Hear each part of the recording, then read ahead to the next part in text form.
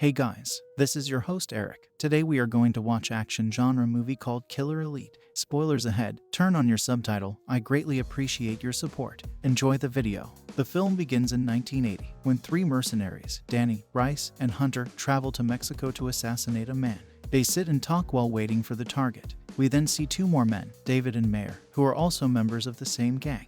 They then see their target approaching and, as planned, they blow up one of his cars. As this man moves with a large number of security and police officers, they take positions and open fire. They spot the target's car and begin raining bullets on it while the driver attempts to drive. This is when Danny approaches the car, opens the gate, and shoots the target while also shooting the man. He notices his daughter sitting beside him and begins to feel guilty because he does not want to kill anyone in front of their children. Danny is rendered unconscious after being shot in the arm by a police officer. When Hunter realizes Danny is in danger, he attacks the police officer and saves him. Davis then rushes to bring the car. They assist Danny in getting into the car and driving away. But the incident has an impact on Danny, and he decides to leave this business and begin living a life free of violence. He returns to Australia, his birthplace. After some time, he receives a letter in which he sees Hunter's photo. And it turns out that Hunter has been apprehended by a man known as the Agent and is currently in Oman. Danny immediately travels to Oman to save his friend. He meets with the agent, who reveals that Hunter was supposed to do a job for which he was paid $6 million, but he was unable to complete it. He was apprehended after failing to kill the three targets. Sheikh Amr, one of Oman's most powerful men, has now imprisoned Hunter. The agent then informs Danny that the Sheikh has asked him to complete it, because if he doesn't, they will. Sheikh Amr, the deposed king of a small region of Oman, wants Danny to kill three former SAS troopers Stephen Harris, Warwick Craig, and Simon McCann in order to avenge his sons, who were killed by these officers during the Dhofar rebellion. The Sheikh informs Danny that he is in his final days and that this is his final wish. He tells Danny that he must film the three of them confessing to killing the Sheikh's son, and then Danny has to. He goes on to say that their assassination should appear to be an accident. If he succeeds, he will receive $6 million and his friend's life will be spared. Danny accepts the job and travels to see Hunter. Hunter is relieved to see him, and they decide to leave right away. They even try, but are apprehended, which is when they see Sheikh's fourth son, who tells them they will never be able to escape. Danny then confronts the agent, stating that he knew Hunter would not be able to do this job, but he still got him involved in all of this. However, the agent informs him that it is not his fault. Johnny takes a flight to begin the mission, remembering the time he spent with his girlfriend Anne before coming here, when he was peacefully living with her. Danny goes to see Davies and Mayer, who agreed to assist him in exchange for a cut of the money. Danny, on the other hand, tells them that he does not require money, and that he is doing this is only for Hunter. They decide that Stephen Harris will be their first target and set out to find him. They discover that the man is still in Oman, so Danny follows him and breaks into his house one night. He knows he has to make it appear as if it was an accident, so he inspects everything in his house and breaks a piece of his bathroom tiles, which he keeps with him. Danny then dispatches Davies to England to track down the other two. Davies visits a pub frequented by British military personnel in England and questions bar patrons about former SAS members in Oman.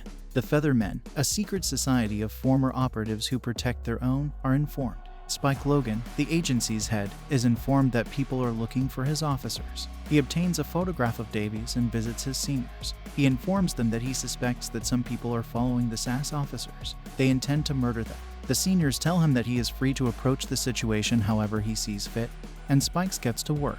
However, Davies returns to Oman after conducting an investigation, and they begin to plan Harris's murder. Danny has fashioned a hammer out of that scrap of tile and intends to kill Harris with it, making it appear as if Harris slipped into the bathroom and hit his head. A man photographs them as they discuss their plan. That man is from England.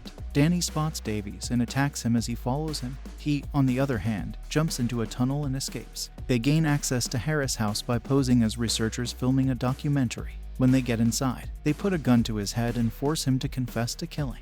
Three sons are shook. They take Harris to the bathroom after he confesses on videotape in order to make it appear as if he slipped and hit it. While Danny and Mayer are distracted, Harris's girlfriend knocks on the door. Mayer shoots Harris when he tries to break free. Sheikh learns that one of the men has been killed, and his son goes to tell Hunter that his friends have killed one of the targets, while Danny is on his way to kill the second. Spike, on the other hand, learns that Harris has died. He is now certain that the people support SAS officers. He returns to his seniors and declares that the man he saw is the murderer of Harris. He warns them that they must be cautious from now on. Davies informs Danny that they have obtained the location of the second target, Warwick, He is revealed to be in an Australian hospital. Spike is sitting in his car, watching the situation as Danny stands in front of the hospital, trying to come up with a plan. Spike notices Danny and realizes he is a target killer. He begins to follow Danny, and Danny becomes aware that he is being followed. He makes Spike follow his car around the city, gets rid of him, and returns to the hospital. Spike arrives at the hospital as well, and they begin to fight. The fight lasts a long time, and Danny eventually gains the upper hand. He activates the hospital's emergency alarms, and then he leaves. He informs his men that they are being followed by a sassy officer. They, on the other hand, say they will stick to the plan. That night, Warwick will be disguised as a soldier at a military camp. Danny infiltrates the camp and obtains drugs. Craig's coffee follows him on his march and forces him to confess before the drugs send him into shock and causes him to die from hypothermia. Be aware that the Feather Man is now following you.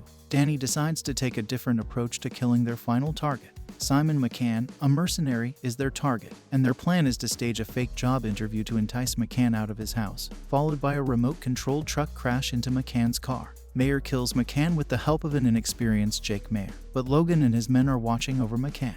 A gunfight ensues, and while attempting to assassinate Jake, he accidentally assassinates Mayer. Danny instructs Davies to go underground, and the two part ways. Davies stays in a hotel and makes a phone call to a girl. He is then pursued by Spike's men and killed by a truck while attempting to flee. Danny returns to Oman and fakes the last confession for the Sheikh. Hunter is released, and Danny returns to Australia to reunite with Anne. He is soon informed by them that there is one more man who participated in the murders of the Sheikh's son, and that this man Rule discovers is about to publish a book about his experiences in the SAS. Danny dispatches Anne to France so that Hunter can protect her. He, on the other hand, goes to see the Sheikh's son and warns him not to underestimate him because he is capable of killing them all. Harris was innocent, according to the Sheikh's son. Hunter then approaches Danny and offers to assist him in completing. Danny, on the other hand, refuses to accept his assistance and tells him to return to his family. Hunter then travels to Paris in order to protect Anne. Meanwhile, Spike follows Danny through the agent and dispatches a team to protect the author. But Jake diverts their attention, allowing Danny to shoot Fiennes. He only injures the man while photographing him as if he is dead. Logan is apprehended, and Danny transports him to an abandoned warehouse, but a government agent arrives and reveals that the British government is responsible. A three-way battle ensues as a result of the Sheikh's valuable oil reserves, with Danny escaping and Logan shooting the government agent. The agent, on the other hand, keeps an eye on Anne, believing Danny has been murdered and plotting to eliminate her as well, but Hunter saves her by killing them all. Danny and Hunter travel to Oman to present the photographs to the Sheikh. However, Spike arrives first and informs Sheikh that the pictures are fake before stabbing him to death. The Sheikh's son is unconcerned. He gives the money to Spike. When Hunter notices Spike leaving, he and the Sheikhs pursue him. Then, Danny and Hunter confront Spike on a desert road after the Sheikhs have stopped. Hunter keeps some of the money for himself and his family. They leave the rest, telling Spike that he will need it to start over after killing the government agent and going against the wishes of the Feather Men and the British. Danny says it's over for him, and Spike must make his own decision about what to do. He then returns to his beloved. The end, and we really appreciate you watching. If you enjoy this video, please give it a like. And don't forget to subscribe to the channel with the notification bell because it is really important for us. Thank you.